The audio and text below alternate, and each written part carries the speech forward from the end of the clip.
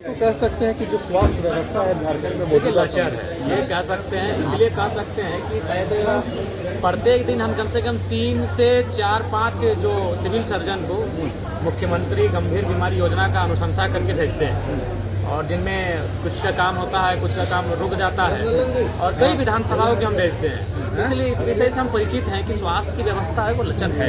उस दिशा में इस बजट में विशेष ध्यान होना चाहिए स्वास्थ्य विभाग पर, और हम ये भी थोड़ा सा सरकार से मांग करेंगे कि उसमें शायद 4 या 5 ही बीमारी ऐड किया गया जिन पर इलाज होगा, तो थोड़ा सा अध्ययन करना चाहिए गाँव में जाकर कि लोग और किन बीमारियों से कंटिन्यू ग्रसित हो रहे हैं, उनको भी ऐड करने की आवश्यकता है। क्योंकि कई ऐसी बीमारी आ रही हैं जो काफ़ी मतलब एक आम व्यक्ति के बजट से बाहर है, लेकिन उसका इलाज इसलिए नहीं हो पा रहा है क्योंकि वो सरकार के प्रोटोकॉल में नहीं आती है। तो इसलिए बीमारियों की जो संख्या है उसे भी बढ़ाने की आवश्यकता है, और विशेषकर जो मुख्यमंत्री गंभीर योजना की जो राशि है जो जिला में जमा होती है उसमें भी भारी पैकेज देने की आवश्यकता है। कल आपने ट्रांसफार्मर को लेकर सवाल उठाए थे, क्या लगता है कि बिजली की व्यवस्था जिस तरीके ट्रांसफार्मर की व्यवस्था है जो है बिजली की व्यवस्था ये वास्तविकता है। अभी जस्ट हमें एक जिला परिषद का फोन आया था, छोड़िए अब आम व्यक्ति नहीं, वो अभी एक जिला परिषद है यानी सम्मानित।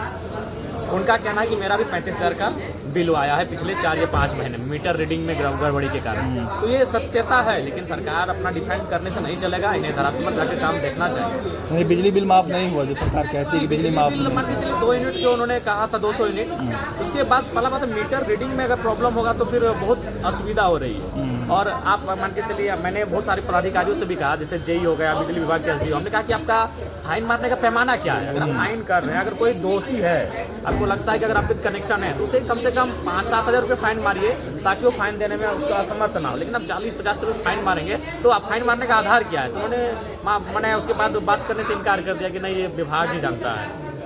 बालू का लेकर कैसे देते हैं, क्योंकि आप जहाँ से आते हैं? हाँ, वो बालू का बिल्कुल बालू का ही गढ़ है, क्योंकि बड़ाकर नदी है, एक तरफ दामोदर नदी है, उसी के बीच हम आते हैं। निसंदेह बालू का कंडीशन ये है कि अगर कोई आदमी नया ट्रैक्टर लेता है तो देखिए, हमको 2 दोस्त हमें फ़ोन किए हैं कि वैदाक जी हम ट्रैक्टर ले रहे हैं तो थोड़ा थाना को देख लीजिएगा ना। बोले कहा है ना, हम बालू के लिए ट्रैक्टर ले रहे हैं।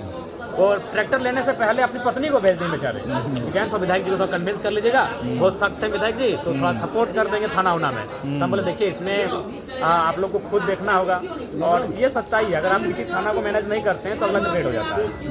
मतलब आप भी मान रहे हैं कि थाना को मैनेज किया जाता है? हाँ, थाना को मैनेज किया, अगर आप नहीं मैनेज करते हैं तो अगला दिन आपकी गाड़ी सीज हो जाएगी। मतलब कोयला बालू में खाली थाना ही मैनेज हो रहा है? थाना मैनेज नहीं, मतलब ऊपर तक होता है, थाना आपका न्यूनतम है, अंतिम इकाई जो है उसे थाना को आपको मैनेज करना पड़ता है। अगर वहाँ से मैनेज किए बिना आप नहीं काम करते। मतलब आपने जो कहा उगाही का महीना आती है, बिल्कुल भाई, ये उगाही का महीना है, बड़ा दुर्भाग्य है। आशा करते हैं कि सरकार इस व्यवस्था को दुरुस्त करे। 2 बार इन्हें मौका मिला, दूसरी बार जब ये रिपीटेड है तो कम से कम इस बार अबुआ आवाज़ जो दे रहे हैं उसमें ही लोगों को बालू नहीं मिल पा रहा है, लोग जो है इधर उधर बढ़ रहे हैं और महंगा बालू। जी बिल्कुल, चूँकि अबुआ आवास में काफ़ी दुविधा उत्पन्न होती है बालू को लेकर, क्योंकि ये मैनेज का जो सिस्टम चला है, उस मैनेज के सिस्टम के कारण।